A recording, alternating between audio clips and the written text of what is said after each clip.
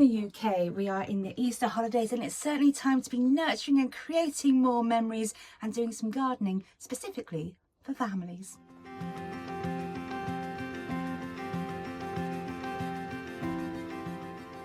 When it comes to growing with families, creating those memories and nurturing is so important. And when it comes to children, we can be growing things like our microgreens. Cress is a really good one because they do grow really quickly. However, this week I'm actually going to be sowing some sunflowers, and sunflowers are another one of those which is actually really easy to do. And when they start to grow and maybe those big ones get some height on them, they just look glorious. And again, it's going to encourage children to grow some more themselves. Now this week I actually have some really special sunflower seeds, and these are from Beth's sunflowers.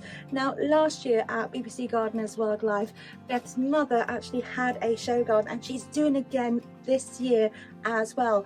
And the sunflower seeds are really special because they came from Beth herself, and the charity is supporting people who have blood cancers, which unfortunately Beth herself did have. Now, as somebody who was great at nurturing and supporting others, this is sort of one of those nurturing memory things that her mother has been celebrating with this charity to raise awareness. And these seeds are actually from Beth and Beth's mum herself.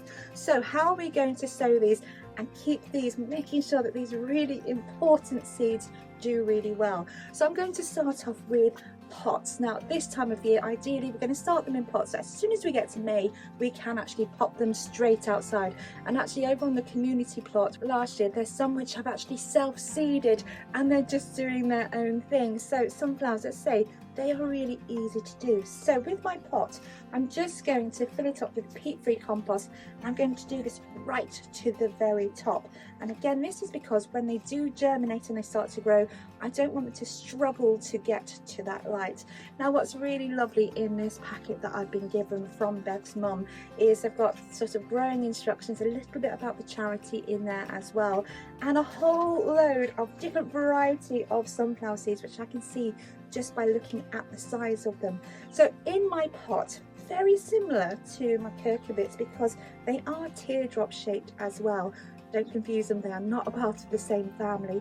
I'm just going to slice this into the soil sideways on, and I'm going to put 4 of these in each of the pots in each corner so that they have time and space to actually grow.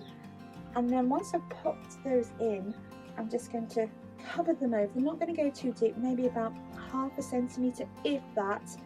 Cover them over, water them, and then they're going to go into a propagator with the lid on. Although they're going to be in this greenhouse, and as you can see today, it is glorious weather.